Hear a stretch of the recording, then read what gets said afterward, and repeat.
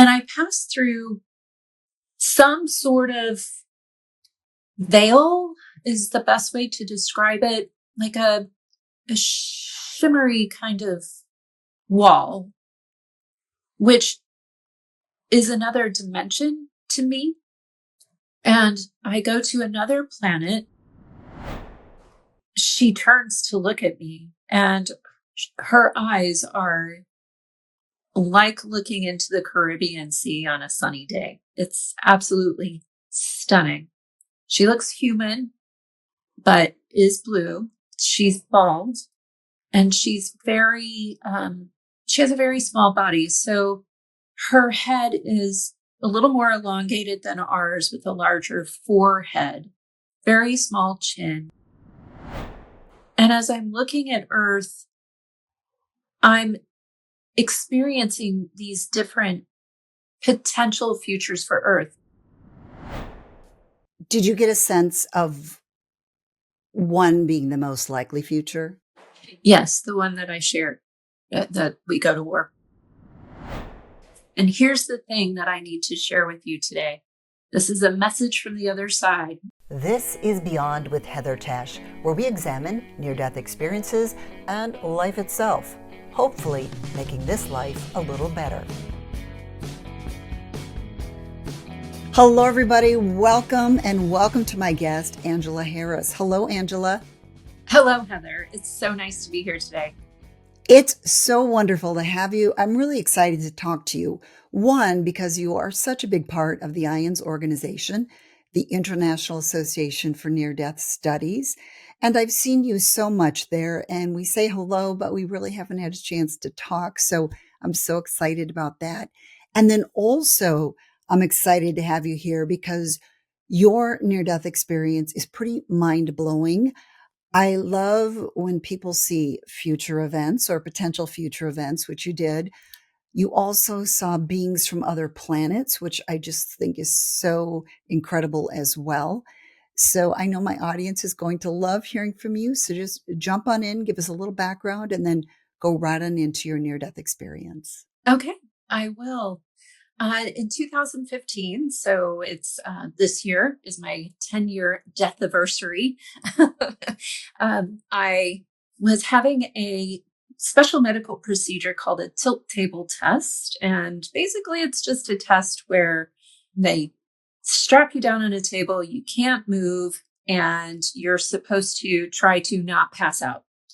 And I passed that test with flying colors because I did more than just pass out. I actually died, and I had complete shutdown of my brain and my body.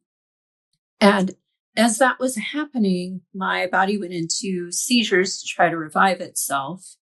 And then I immediately popped out of my body. I actually popped out of my body during the seizures. When I left my body in this out-of-body experience, I no longer had a body to navigate. So I could see wherever I put my focus. And my focus when I left my body was on myself. And I could see my face moving. And then I saw my head drop.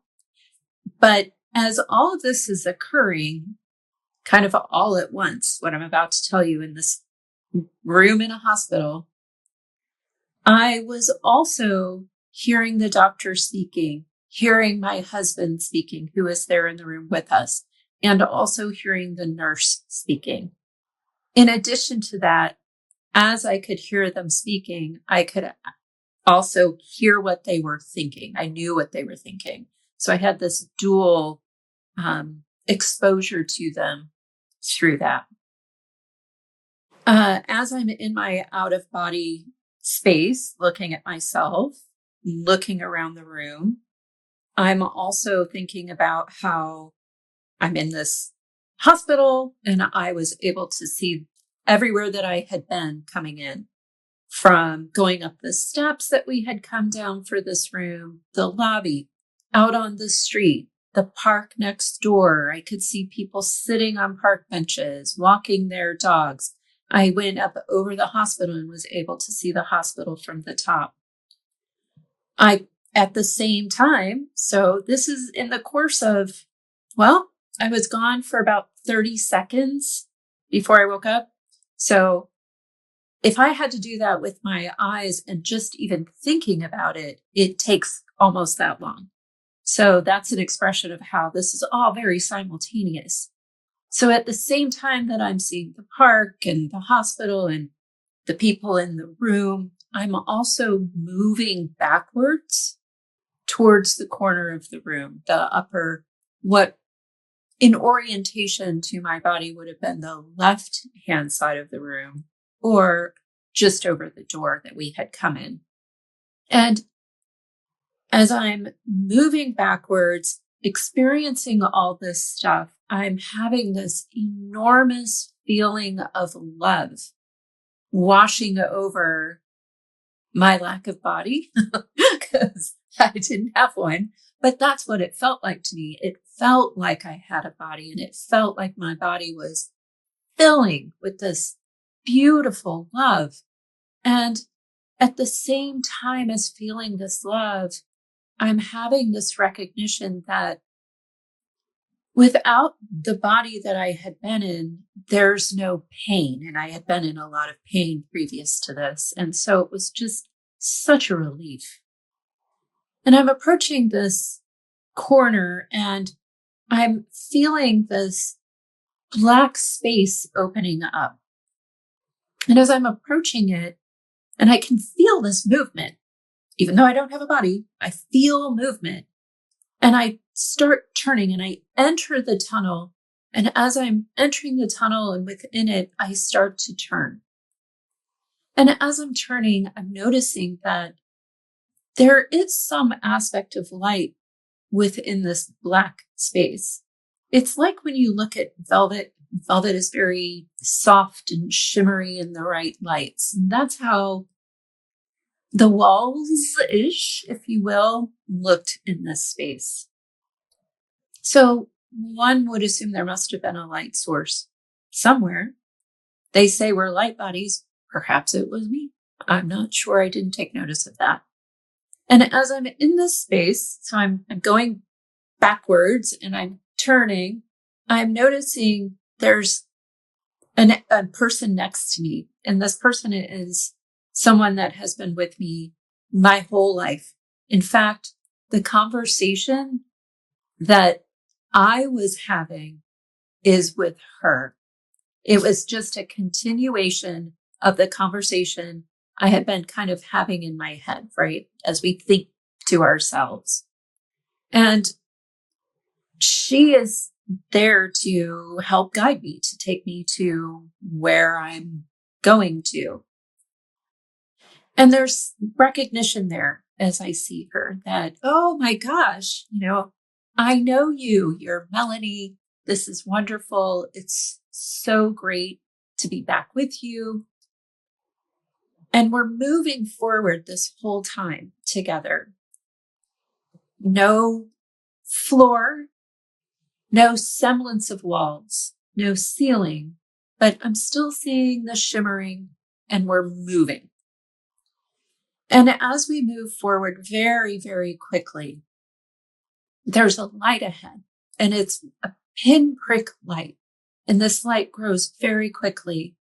And as we approach it, we enter, like when you're entering a subway station, the light kind of came over us rather than entering. That's the best way I can explain it.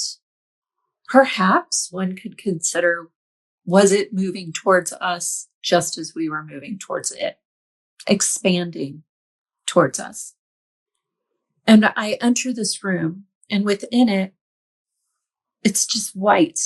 Again, no true expression of a floor, a ceiling, or walls, but there's white all around, and it is a very bright white light, but still I'm able to see. If I had eyes, wouldn't have been squinting them. And my family is waiting there for me. Family, friends, as far as my lack of eyes could see. As far as I was recognizing, I could see and feel farther into the space that there were so many people or souls there to greet me as I was coming home. And that's something that has been with me since the start of this NDE, that's home. As soon as I left my body and that love feeling started, that love feeling is the feeling of home.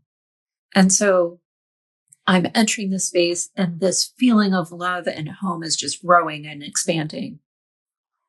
And I had a beautiful set of moments in that particular part of my NDE, which was a little bit like life review, an individual life review with each person.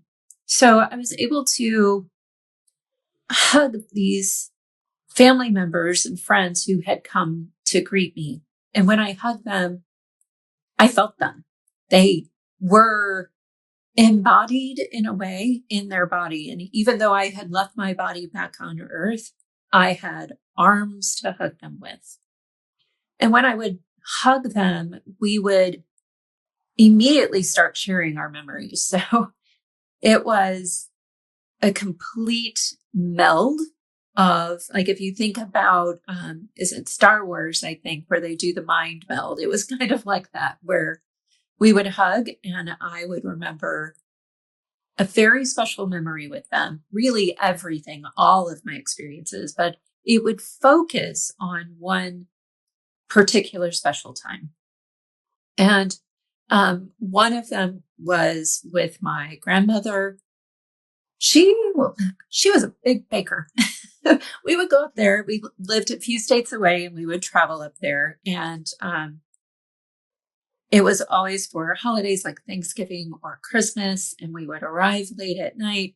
And she had this kitchen bar and the bar would be stacked, Heather, stacked. When I say stacked, I mean like pie on top of pie, cookies on top of cookies, multiple cakes, all of it. And it was one of those beautiful things to see as a kid, not just to arrive and have your family there and, you know, you're getting all the hugs and there are those warm moments, but every year she spent, clearly, I didn't appreciate when I was a kid because I didn't know. But now I look back on it and I say to myself, good grief, she had to spend days baking. That's how excited she was to see us. And that was one of the memories that I shared with her.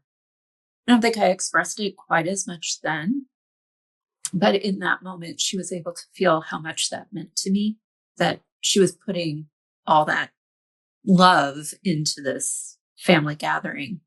And then I was able to feel her side of it, which was that she wanted to provide and give and be supportive, but living so far apart, wasn't able to be there on those day-to-day basis.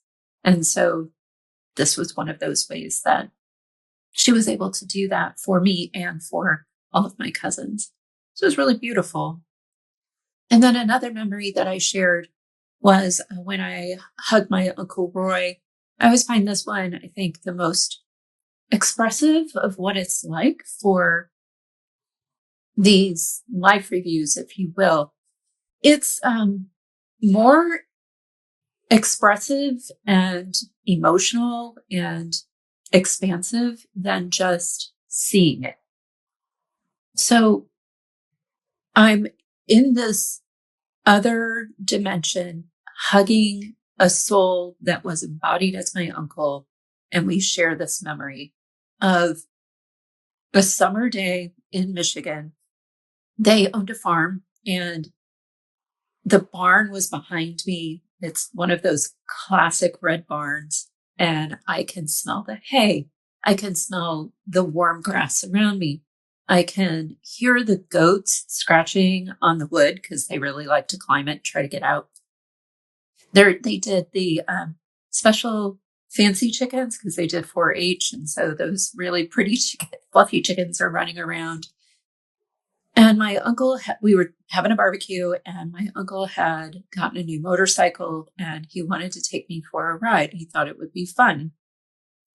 And when I was young and in the actual moment, not in the life review, I was hesitant.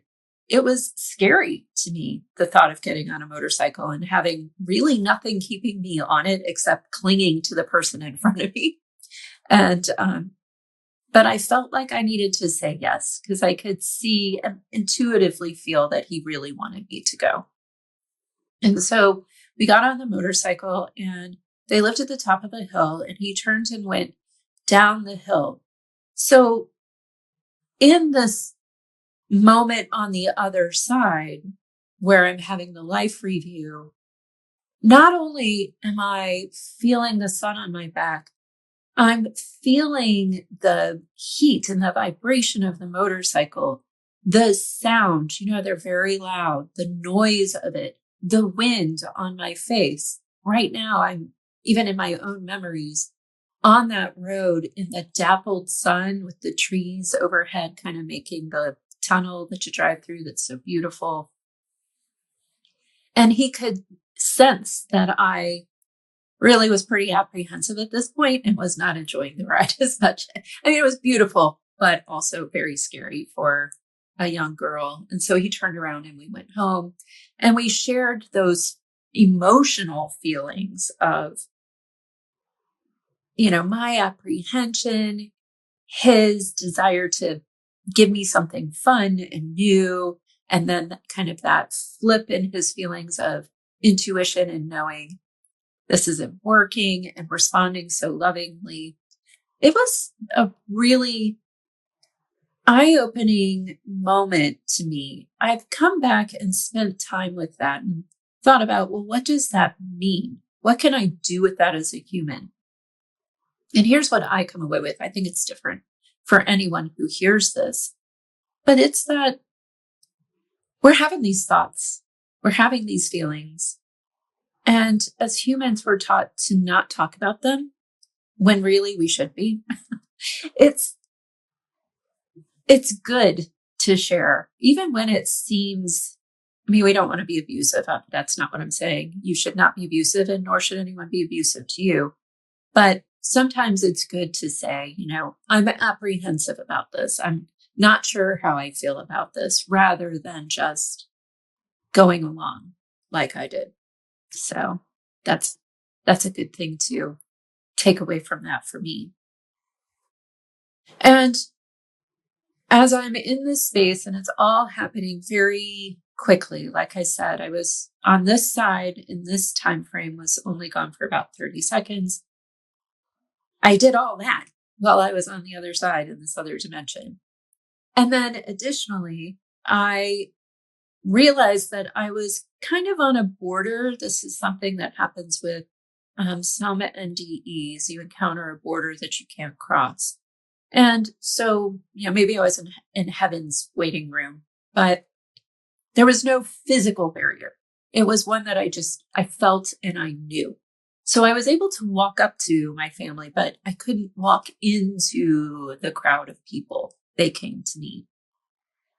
And that space that I was in was kind of like a home base for my entire NDE. So during my NDE, I hadn't really come to a full realization that I was dead on Earth. But after I finished with my family or somewhere in there, it really started to come home to me. And as I kind of left my family, I realized I was in this space where I'm thinking about, okay, I think I'm dead on the other side. And as soon as the thought even comes to me, the answer is there. So I have to fully express it so that everyone here can hear it. But there, you don't have to do that. I would think the thought and the answer would come. So I'm going through the process of, okay, so I'm not alive on the other side. What does that mean? How are my family members going to do with this? What's going to happen to them? And a hole, every time I would think of them, would open up in the side of this white, cloudy, cottony space, and I was able to see them. So whenever I would see them, I would see my husband. I knew what he was thinking. He was in the hospital room. He was pacing back and forth, just thinking, what am I going to tell the girls? What am I going to tell the girls? It was a loop in his mind. And then when I would see my kids who were in a different location and had a different portal through which I would see them in these two different ways. And it would happen every single time I would think about them while I was there. That when you take a light switch and you flip it on and off at about this speed, it would flip between as they were then and who they are coming to be. Not quite even there yet. And I never talked to them about it. I talked to my husband about it, but I didn't talk to my kids about what I saw. So I saw my oldest child, Lily, sitting on the floor, holding on to Caroline and kind of hugging her and, just making sure everything was okay. And as I would look at Lily, I would see a grown man in jeans, a t-shirt with a beard and a mustache. And I knew, oh, that's Adam. And this is what has come to be. So Lily has transitioned to Adam, graduated from college, is doing very, very well. Sister, Caroline, I saw her in a white lab coat, and she wants to be a sports medicine and MD and is pursuing that. So, and we had little trickles along the line as well. So there's the ability to really see the future there. And I'll talk about that again a little later. So that's just like a moment of this portal opening up. There's all of this revelation and realization of what's going to happen in the future with my kids. And I'm seeing, okay, they're going to be successful. And it's like the roots of a tree. I would look at them and I would see these potentials for them. Okay, so let's take Caroline. She wants to be a sports medicine MD. She chooses to do that. That's a big choice. There are lots of little choices along the way. I would see the little choices and she would go off in this direction. And then these options would open up and she'd choose that one. And then other options would open up. And it was just, the potential was enormous and incredible and seems impossible from a human standpoint. So what does this mean? Well, it tells me that we have free will. If I'm seeing their futures branching out and they're able to make these choices, but as they're approaching the choices, there's the choice right there. That's the key. Then we have some free will to diverge. And I have another example of that later, the choice of free will. So as I'm looking at them and realizing, okay, I'm not alive on Earth anymore and I'm here at home. Oh, it feels so good. There's the release of the pain. The love is growing. I'm feeling this just river of knowledge that I'm standing in. And it felt like standing in a river when you're kind of up to your waist and your hands are there and the water is flowing by. And it's everything that I would want to know. I just even begin to consider thinking about it.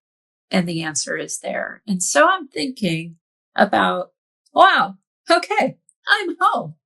I'm an immortal, multidimensional being. And as soon as that realization comes to me, I start going all these places.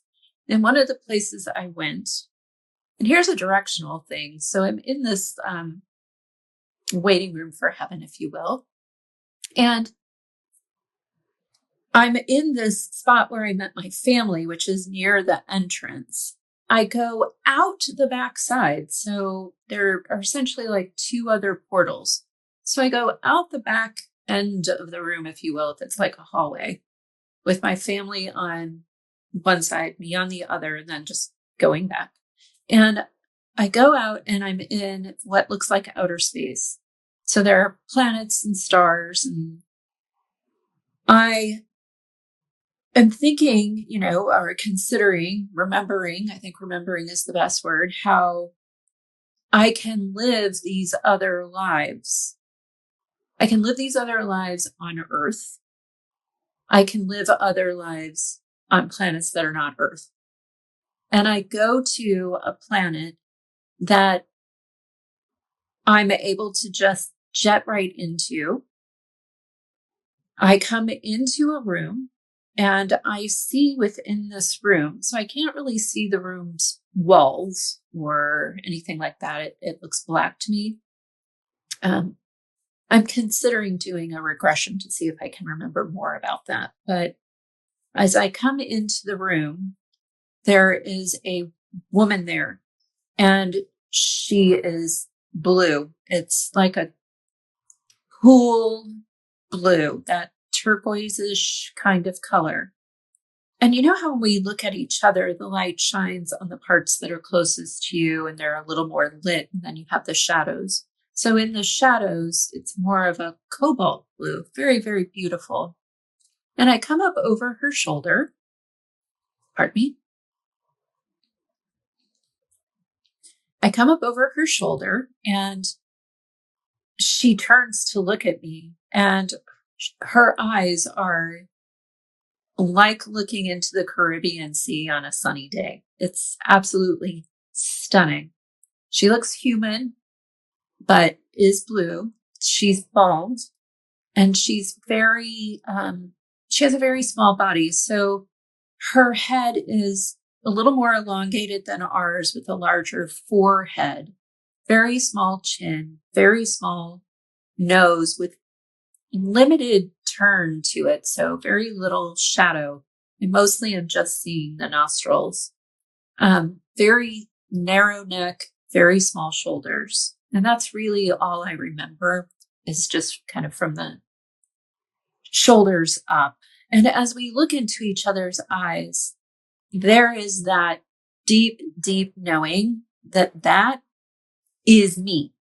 That's me in there. Maybe this soul at another time. But what I remember from that is the recognition that that's me now. That my soul is a part of a larger soul. And that she is an embodied version of me, of this aspect of my soul, or soul. I don't want to use family because here it has a different connotation. So one of the things I've shared before that came to me to try to explain this moment of recognition is like a Rubik's Cube. So, when you get the Rubik's Cube all mixed up, and, as a kid, I would just be like, I'm done trying to get it back to the way it's supposed to be. And you can pull off a piece and pop it off. So it's like this soul is a piece that's popped off, and her soul is a piece that's popped off. And the next entity I'm about to talk about is another soul that's popped off. And it's more like a piece of this one single soul, which is the whole Rubik's Cube. And then that Rubik's Cube is a piece on a bigger Rubik's Cube, which would be more like your soul family. And then that soul family is a piece on a bigger Rubik's Cube. And it goes on like that until you get to the full source of where we're from. So those little itty bitty bits keep popping off. So it's more like she's a part of my Rubik's Cube, which I feel love when I say that, but it probably sounds a little bit strange to everyone else. It actually makes a lot of sense. It helps me to visualize it. Good. That's fantastic.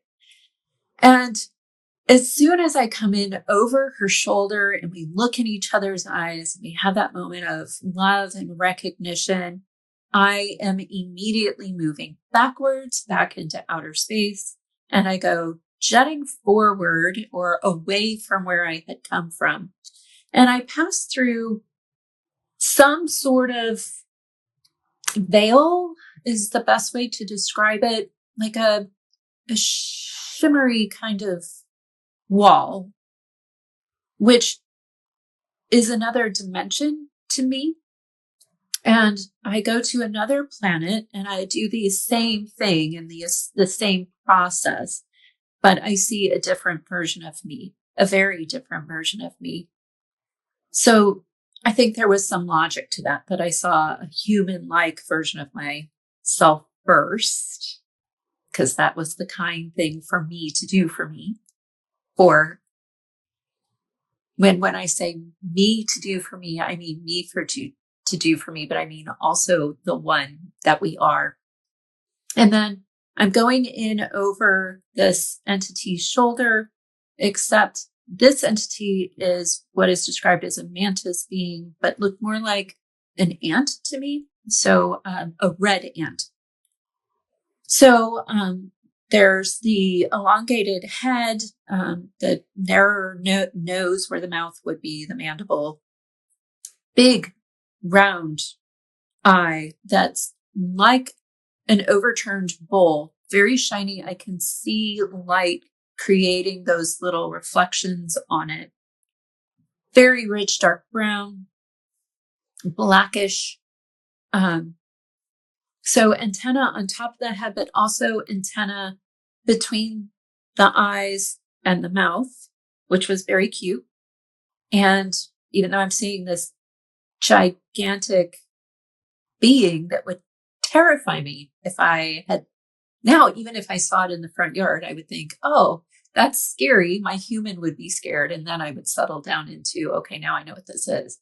But that's not how I felt in that moment. In that moment, I was feeling love and connection, because as I'm looking at this big, beautiful eye, the exact same thing happens as before, where there's that recognition of, oh, wow, this is me. Look at me. I am so beautiful in this amazing, strong body.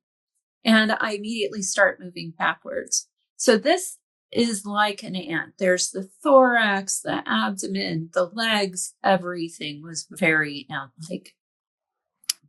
And so I'm moving backwards and I go back to start in this white space. And I'm still having these thoughts. And I'm thinking about, well, not just what's going to happen to my family. Pretty much every time I would go back to start, I would think about them and see them. But I would think about, well, what's going to happen to Earth? And rather than just having that knowledge come to me, I went out another portal, if you will, but this one was to the side. And so I go out this side door and I travel a ways and I see Earth. And as I'm looking at Earth, I'm experiencing these different potential futures for Earth, like with my kids, when I would see my kids. And one of the potential futures I saw, I'm actually seeing aspects of now with politics across the globe that has to do with migration, and how migration has created these situations of strife for a lot of people, where you have people living in a country where they don't feel safe. And so they move to your country, and then they move into the housing and they get jobs, and then you can't get a job and you can't pay for housing because the prices go up. And it leads to a world war. And it's in 3 stages, the war that I saw, where it begins, it's very devastating. And then there's a little bit of a pause. And then there's a second one, which is even more devastating. There's a little bit of a pause. And then there's the third and final aspect of that part of humanity, which sounds scary when I say it that way, but hold on, don't leave this podcast yet. So the third one, by that time, there's very little population left on the planet. It's gone down dramatically. I feel like 15%. There's another person out there who saw more like 7%.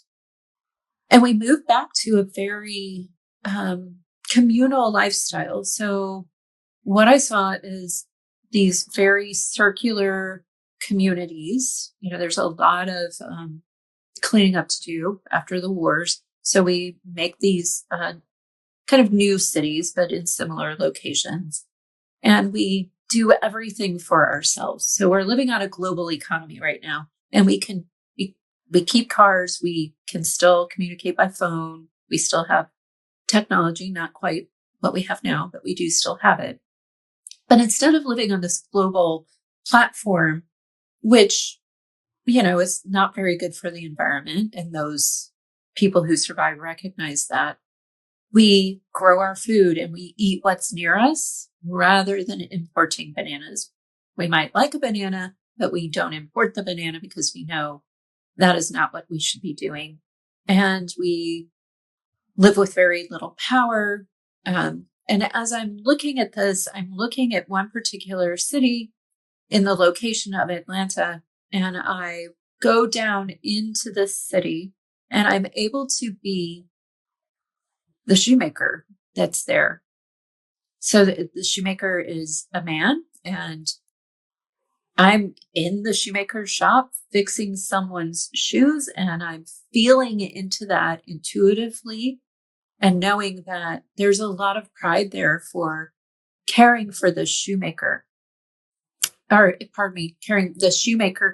for the community, taking care of the community, putting in the vital work that needs to be done to keep the community going, which is a realization that comes from having that tiny amount of people left on the planet, that we're all there together. And if we're going to survive, we have to support each other. And so after seeing that back off of the planet, and I go back to my home base again, and I see my family there, and I start to there were some other things that occur, but I'm going to go to the life review because I want to make sure I cover what I was talking about in terms of free will earlier. So I go back to Homestart and I start to have a life review that's more the traditional life review. It's, kind of a movie screen for me, if you will. And everything is going by. And I'm going to go right to one particular thing, which pertains to the free will that I mentioned before. And that's my relationship with my father, who was abusive. I am in this moment, in this life review, seeing the things that were going on between my father and myself and my mother, and that whole triangular relationship pattern, and seeing within not just the behaviors that were happening and the choices that we made at the time, but also having access to the planning of this life. So we plan to come to this life together. And my father wanted to, the soul that embodied my father is the best way to say it. The soul that embodied my father wanted to experience abuse and then try to break the cycle of abuse, but in this lifetime failed and was not able to do that. My job was to help him along with that. So to be the person who is abused or the person who helps him break the cycle of abuse, which I kind of did. So when I was young, I didn't have these memories. And also I was his daughter and I was compliant. And so I suffered abuse at his hands. what I saw during my life review is that that was something we agreed to. And it sounds hard for a lot of people who are in abusive relationships. That is not what you want to hear.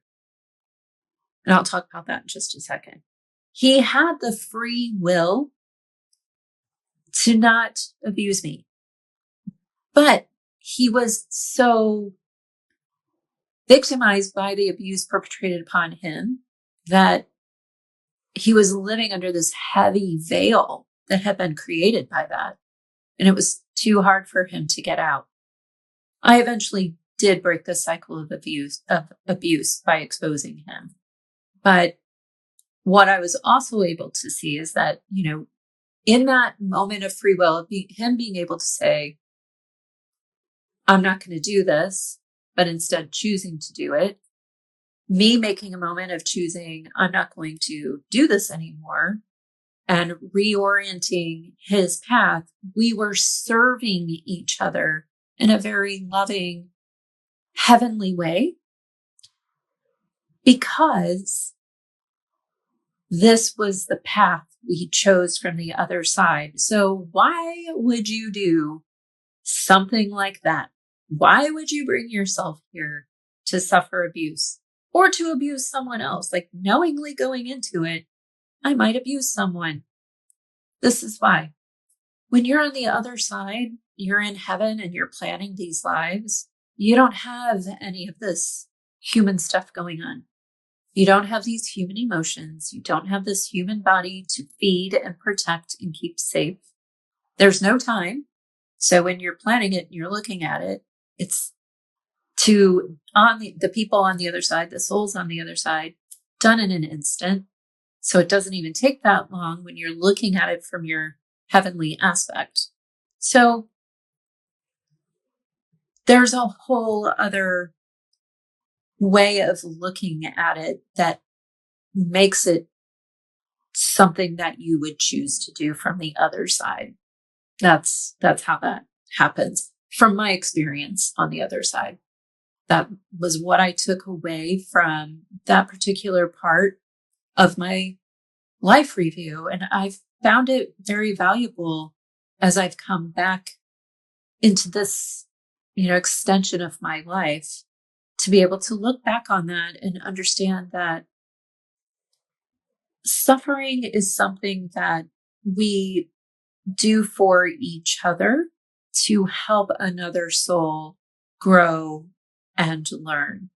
Again, being tolerant because you think, well, I'm suffering for this other person so they can learn and grow is fine, but we don't want to be victims of abuse. That's not where we want to go with that. And then I also, in that vein, I saw myself, I find this particular part of my life review helpful as well, where I was sitting in traffic. I mean, we all sit in traffic. And I was waiting to turn left, and it was a 2-lane road, and it was rush hour. And so there's really no great way to make this left turn in an easy way, because it's really just bumper to bumper traffic. And the people behind me, so I'm on the other side, I'm watching this happening, and I'm thinking I'm frustrated waiting to turn left while I'm in my human body. But on the other side, I get to compound that because I'm feeling the frustration of everyone in the cars behind me who are waiting for me to turn left, who are like, just go, right? Just make the turn.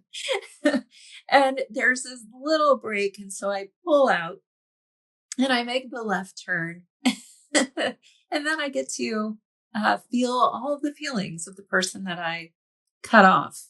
I'm just trying to turn left to free up the traffic and to get myself home. But this person's not very happy about what I've done. And so takes that anger all the way home to his family, and his family gets to enjoy that anger all night long. So that was an eye-opening experience for me as well. What did I learn from that? Turn right. Just turn right. It's the easier thing to do. Go down the street, turn around. that makes it better for everybody. So how do you apply that to the rest of your life? Well, it's always good to just kind of stop and think about things. That's something I do more now. I really consider, okay, what are my options here? I seem to be in a bit of a pickle. I need to make a choice. Things are not, splendid right now. What's the least painful thing for everyone involved, not just me, everyone involved, my family, my friends, the people around me if I'm out in public. Just try to make it as soft and loving as possible, which is the one key theme that we keep hearing from all of these NDEs and mine as well, is that here I am in the space for what felt like a very long time, even though I was only gone here on this side for 30 seconds. But again, on the other side, time's not the same. The love just kept building and building and building the whole time I was there. And I cannot wait. I mean, I will, because I need to, for everyone involved, stay here. I won't exit early, but I really am looking forward to going home fully again and remembering what it feels like to be at the end of that blooming of love, because it's got to be just absolutely stunning. So I'm still here having my life review, and my family is there. I'm having the life review and I'm getting fully immersed in these memories, but I'm also still aware that I'm at this home-based location. My family is there. Melanie is beside me. And I'm watching the choices I've made in my life, and I'm thinking to myself, wow, really didn't do as good as I wanted to do. For example, I wanted to speak up to my father sooner to help him correct that behavior rather than continuing in this abusive cycle, because he wasn't just abusing me, he was also abusing himself by reliving this behavior that he had learned. And I wanted, as a soul and as a daughter, to help him correct that and live a happy, loving life. And that was very hard to accept. I was still, like I said, I was in what seemed like a waiting room. I think I was still very much attached to my body, even though I was there. And I was thinking about how, well, on Earth, what I learned is that if you make mistakes and you don't do a good job in your life, then you have to go to some sort of purgatory. And as I'm thinking it, because like I said before, it's more like you start to express the thought and the answer comes. So I'm expressing this thought, and Melanie is saying, well, if you think that's what you need to do, we really think you should consider that. And at the exact same time, my mother-in-law walks up from behind me, kind of over my shoulder. I turn to look at her as she's saying to Melanie, no, she can't stay here. She has to go home and take care of the kids. And I woke up on the tilt table.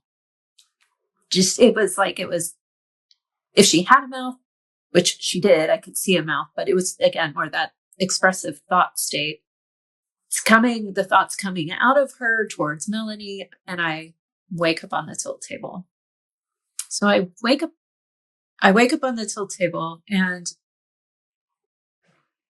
I was devastated. I had just been home. It was comforting. It was loving. I was remembering all of these amazing aspects of who we really truly are. And I just closed my eyes. So I popped my eyes open. I saw the nurse standing over me with the paddles to shock me back to life. And I just closed my eyes as tight as I could. And I just thought, you know what? If I close my eyes tight enough, I'll go home. I'll go back. I'll go back. I'll go back. And obviously I didn't. So, yeah, I sat up, and the doctor was very upset that I had been out for so long. Yeah. So that's an overview kind of my experience. Yeah. Wow. I mean, it's just such a mind-blowing experience. There was so much to it, and it's incredible that it happened in such a short Earth time, but there was just so much there. Oh, there's so many places I want to go. But since you just mentioned it, is purgatory a possibility for us then? And is it more of a learning place? And then, of course, if you mentioned purgatory, what about hell? Mm.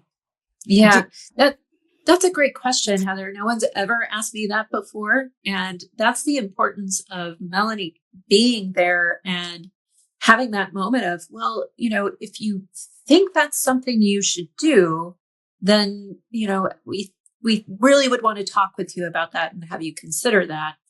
And as she's saying that, I'm seeing what my version of purgatory would be. And that's the key there. My version of purgatory. Because what I knew in that moment is that this is something we create for ourselves.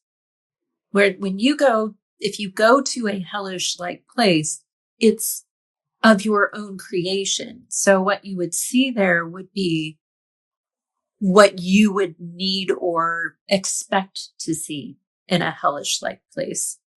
And that's what we're finding a lot with people who do have distressing near-death experiences. Their common thread is to express that this is an aspect of humanity. It's a cultural aspect.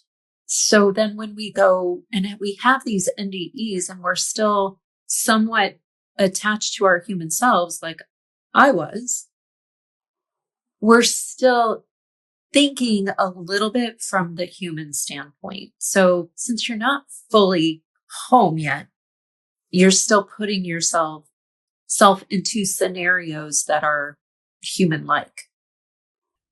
Something else that I found so fascinating was that you traveled to these other planets and you saw other aspects of yourself. I was curious, when you connected them, you described what you saw with both of them. Did you get a sense of personality at all? Were they loving? Were they warriors? That type of thing. Yes, I did. As I was in their space with the blue lady, female, I mean, there was nothing that told me that being is female. It's a feeling that I got. The face had a softer look to it, not a big, strong jaw like you'd see here on Earth. But we could reasonably expect that may not be the big, strong jaw may not be the case for every type of beings across planets who may have opposite genders like we do. So I felt this female presence and a very strong intelligence, which especially was expanded when we locked eyes, if you will. Even though I didn't have a body, I like to point that part out. So how was that happening? That's pretty amazing. And then I felt as well that this person was a person, just like not especially important, not especially doing anything that was like super fantastic. But when I saw the mantis being, there were actually these black leather like, I don't know what they were made out of, but it looks like leather on Earth, black scales, not the ant itself, but like clothing on the head and then on the abdomen and thorax, strapped on with a band. And then there was an edge to it. So like if you had these big plates, like plates of armor, and there was an edge to it, and then it was curved on the bottom for fitting onto the mantis being itself. and then like these ridges inside of that border space, and then just stacked with the point pointing away from the head down the back. And yes, there was a very strong military presence. And I talked to my friend Chris O'Connor about this. He has some experience, much more experience than really anyone I've ever met when it comes to these topics. And he said that that makes complete sense because they're a police type presence across the galaxies, which just so much aligned with it, made me feel like, okay, so yes, what I'm feeling and bringing back with me, there's truth to it when I start to talk to other people and tie the ties. I know it. It is within me as a belief.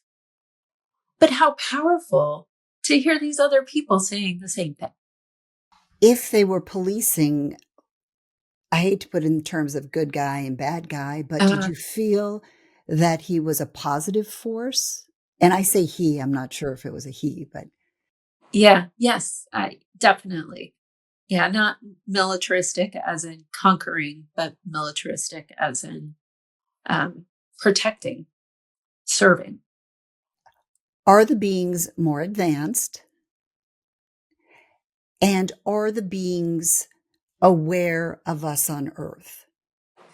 Yes, the beings are more advanced, and in the recognition of everything, when I looked in their eyes, I could see within their reflection back to me that they knew I'm an earthling at that time. Even though I had left my body on Earth, they knew what aspect of the soul I was.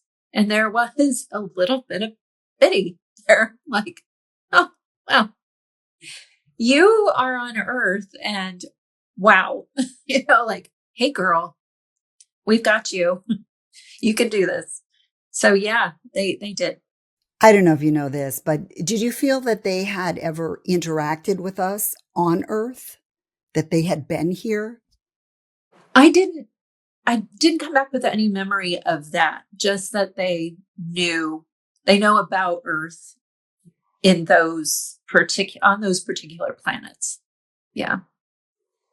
So that would mean then that they must be traveling to see us, right? That's Right. the indication there. The other thing that I always am intrigued by is when people say that they've seen potential futures. You mentioned this war, and I was curious who's fighting the war, because if people are coming in and looking for a new home, they don't necessarily have the resources. So Right. was it a couple of countries? Mhm. Was it a division of people that were fighting? Yes. We see, and this is very interesting. So at the conference this year, I met with someone in the community whom I know, and he knows my story well. And we were sitting with this particular person who saw everything as a tapestry, and the threads are these people and things that are happening. James Getch? Yes, yeah, it's incredible, absolutely amazing experience. I will put a link to his amazing episodes as well. Perfect. Yeah, we're sitting there having this conversation about childhood experiences, and he was talking about how the population dwindles down to about 7%. And my other friend said, oh, Angela saw that too. And I was then sharing about these wars that are occurring. And it was such a beautiful moment to connect like that. And as I'm sharing, this friend says, oh, and last night, did you see that these leaders got together? So the leader of China, the leader of Russia, this kind of triumvirate grouping of leaders of countries that are, on a different side of politics than we are. That might be an okay way to say that. And that was one of the things I saw in my experience, is that that's one of those key steps towards the war, is that meeting between these particular powers, India joining in when previously they wouldn't have. Some South American countries start to join in, and it turns into this global political kind of war, much more like the previous wars we've had than when you would have something more like, the American Civil War, where you had people in their homes going out and fighting, the Revolutionary War. People were in their homes and they would go out and fight and defend their areas. You'd have family members that would go to war. It starts out much more than governments warring with each other. And then it turns into just need, that a lot of cities are destroyed, people are hungry, and so they start warring with each other. So it's a progression down until there's just a few people left. And that's interesting how the population drops. I was initially thinking you meant it goes down by 15%, but you're saying it is down to potentially 15%. Yes, that's correct. I realize this is a potential future and we do have the power to change things, but did you see in this potential future who actually takes the first step to something more dramatic as far as war? And what did they do in that step? Was it a bomb? What kinds of things are happening? I did. That's not something I really want to share with people. I think it could be upsetting for some people, and, blame could lead to, I think it's better left unsaid, safer left unsaid. I did see that. I totally understand. Yeah.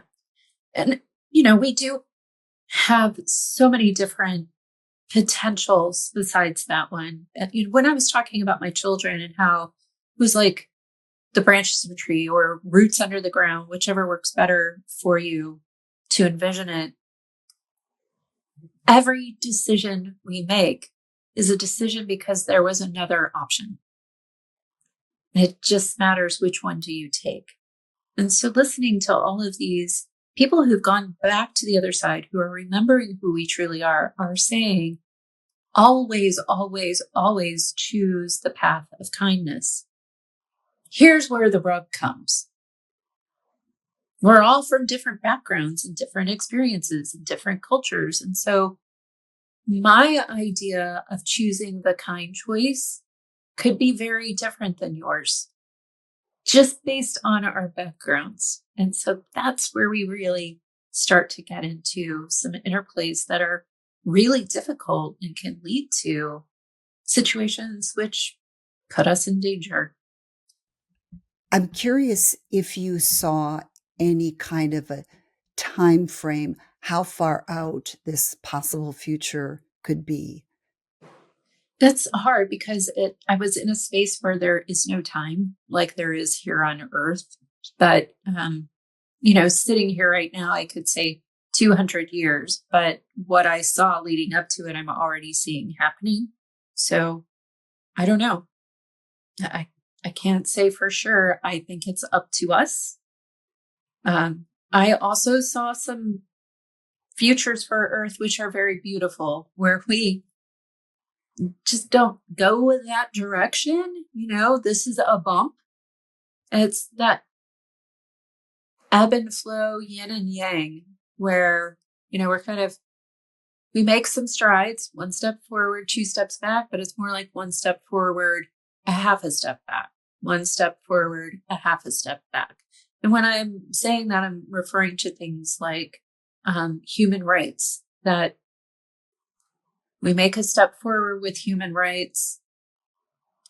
People don't like that. They get someone into power that moves it back a little bit.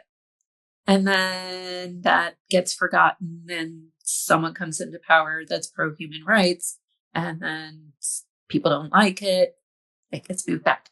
So things like that are what occur. And it is like a tide coming into shore, and the wave is big when it's way out there, which would be where we are now. And as we go into the future, there's the shore, and the wave dissipates and dissipates and dissipates and lands softly on the shore. And we all live in harmony for a while because we're human. And then we start to go through the same cycles again. So that's fun. Something to look forward to. That darn humanness of us. Right. Before I move on, were there any other futures that you can share with us that you saw? Potential futures? Yes, very normal futures where we continue like we are, and it's just kind of, technology and stuff like that advances. That one didn't end, but very similar. So went towards a more very positive kind of future where AI and robots were actually very supportive and helpful. And there was a lot of control over that whole part, which seems so scary right now, or at least the media tries to make it feel that way. And then, very normal lives. There are still people who live in strife. In all of these situations, there are still people who have less and people who have more.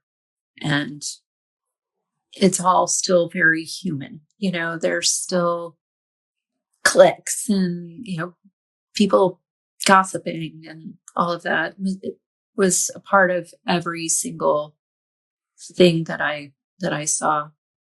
Yeah. Again, humans are going to human. Yes. Did you get a sense of one being the most likely future? Yes, the one that I shared, that we go to war. That was the one that was the main line, if you will. Eventually, you and others say that we do build a beautiful community if that is the future that occurs. What did some of the neighborhoods look like that you saw in the future after this warring takes place? Yes, very uniform. So small, like I said, everybody's serving each other well in the roles that need to be served, being supportive of each other. The future I saw, everybody was wearing pretty much the same-ish clothing, well, there won't be any, shopping at Alibaba or on Shein. So we can't go pick out that bright yellow blouse that matches the floral skirt anymore. We're making clothing out of what we have around us. So, particularly the city near Atlanta that I kind of looked into, which would be the city nearest where I live now, which is interesting, which is not where I had my NDE. But yeah, it was just very uniform, I think is the best way to describe it, that everything was very orderly, very tidy. And that really goes along with serving each other, that you're trying to keep everything where it needs to be, as it needs to be. And you don't have, if you're having to grow your own food and weave your own cloth and make your own clothes and, tan your own leather for your shoes, you don't really have time for all the extra things that we have now, which create clutter. So I'm asking this because I believe I already know your answer, but I know people are going to say, why didn't you ask this? The city outside of Atlanta, is it a particular city you would name? it would be about where Stone Mountain is located. Okay. Yeah. I could keep talking to you for hours. This is just such a fascinating discussion. Thank you so very much for being here today. Your story is so compelling and you've got so much information to share. And I really appreciate all the positive things that you are putting out into the world, and also all of the work that you are doing with IANDS. It's very selfless, and I really appreciate that. And if people want to connect, I don't know if you have a place to connect or if you'd prefer to send them to IANDS. Just share with us anything like that. Yeah. So it's a very easy email address. It's angela@iands.org. Perfect. If there's one thing that you would like to leave people with today before we leave, what would that be? This morning, I did have something that I found that I wanted to share with you, only I didn't find it. It was actually given to me. So I was meditating this morning, and I have been studying the Recognition Sutras by Christopher Wallace. And my process is just to, do some physical, kind of like Qigong to connect to the other side and help the energy flow, do a little bit of Reiki work. I get some angel card readings from my angels. Melanie gave me a message this morning. My mother-in-law was there and she gave me a message this morning and a very nice hug. And I was able to see their faces very clearly. It was really beautiful. And so then I went to the Recognition Sutras and just flipped to a page. I just said, hey, give it to me. What should I be reading this morning? Pardon me? And this is what they gave me. And then after I read it and wrote it down, I was walking around in the house and I kept hearing them saying, you need to share this on the podcast today because there's going to be someone listening. When I say someone, the number they give me is 100-ish people need to hear this. So this is what I'm going to share with you today from the Recognition Sutras by Christopher Wallace. It's page 335. It's about contraction energy, which sounds a little bit odd, but just stick with me. I think you'll come around to it. Contraction of energy, so like that energy that flows through us from the other side, means becoming more conscious of it through the process of bending it back toward the center, towards you, right? So bringing it, contracting your energy into yourself, even as it is flowing out through the doors of the senses. In the first mantra of the 4th chapter of the Katha division of some Upanishads, I'm not going to go into that with you, it is taught, and here's the thing that I need to share with you today. This is a message from the other side for people who are listening. The Creator pierced us with outward-facing apertures. Therefore, one looks out, not to the inner self. A rare wise man, turning the gaze around, looked inward to the self and tasted immortality. So in sum, we need to start looking inward. And one way I imagine we do that is through meditation. Is there any other way that you would recommend? I think meditation is a wonderful way to do that. And there are so many different ways to do meditation. I'm a mom. I do pretty much full-time work for IANDS, serving this community. I've got pets. I have a house to clean, groceries to get. I don't have time to sit still for 8 hours opening up to the other side. That's just not something I can do. And I'm thrilled about that. I'm serving my family, my friends, there's so much service going on in my life, and I'm thankful for that. So instead, I meditate all day long. How do I do that? I just kind of get myself situated in the morning. Sometimes I have to get on an airplane and I don't have time to go and, read the Recognition Sutras and pull angel cards. So instead, I just sit in the airport for a couple of minutes, or I sit on the plane for a couple of minutes, and I just try to listen. Listen. What's going on around me? What is humanity doing? What do I hear them doing? What do I hear from the other side? Do I hear messages coming in? It doesn't mean that you have split personality. It's just you're hearing conversations in your head. What are those things saying? And what can that mean for you? Is it a message like this one given to you for you? Is it a message given to you for someone else that you need to share?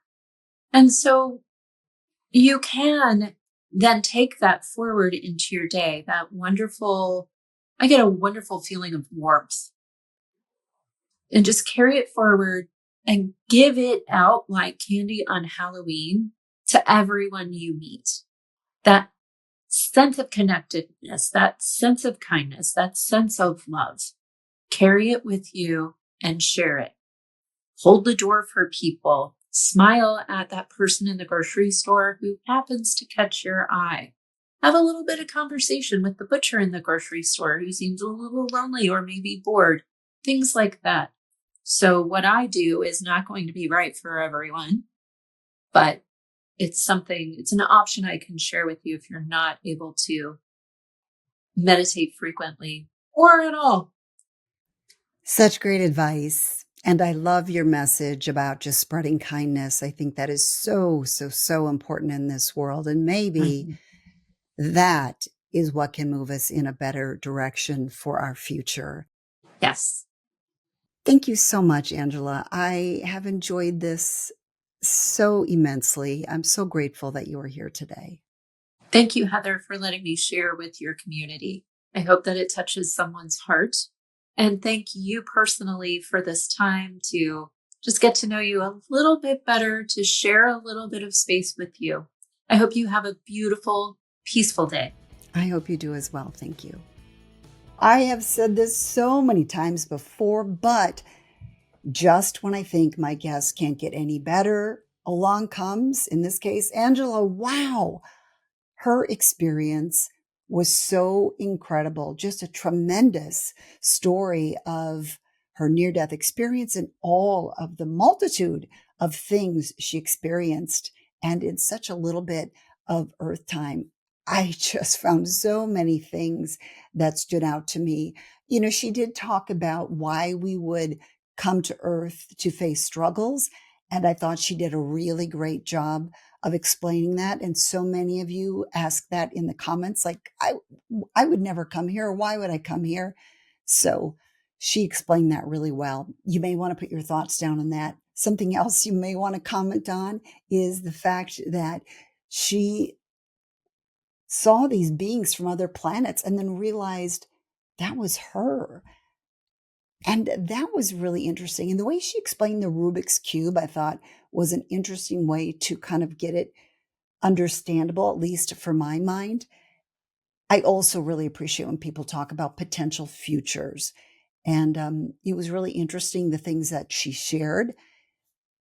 She did say after we were done recording that while she does see things moving kind of in the direction of the war or wars, she actually said that she also sees the opposite, and there are a lot of positive steps. So she is very hopeful that is not the direction that we're going to take. So I think the more of us that do listen to podcasts like this or other ones that are out there, that are sending positive messages that show us to be more loving and kind, I think all of that is making a difference in this world. I will have information on Angela in the description. You'll also find a link there to all my past episodes, and I've had some really great ones recently, so please check them out. And also go back to the beginning if you're new here. So many just mind-blowing speakers that I've had come on here. I also have some great ones coming up, so I certainly hope you'll come back. Remember, I drop new episodes every Thursday, and come looking for me. Don't expect YouTube to send it out. Even if you subscribe, even if you hit those alerts, they may or they may not. So come looking for me each week at Beyond with Heather Tesch, or use the link that I have in the description. Thank you, everybody, for being here today. Thank you for those of you that are supporting me with memberships. I really appreciate that. I have I have supporters and then I have super supporters. It's not that expensive for any of you that do want to join. It's just another way to support me. But as I always say, there's never an obligation. I'm just grateful for those of you that come here week after week and that you also write a comment and give it a like. That's really important to me as well. Have a wonderful week. Take care, everybody. Thanks for joining me on Beyond with Heather Tesch. Please add comments and questions you'd like future guests to answer. Also, if you liked what you heard, please hit the thumbs up button and subscribe. That'll help keep this podcast going. You can also go to Beyond with Heather Tesch to look for more episodes.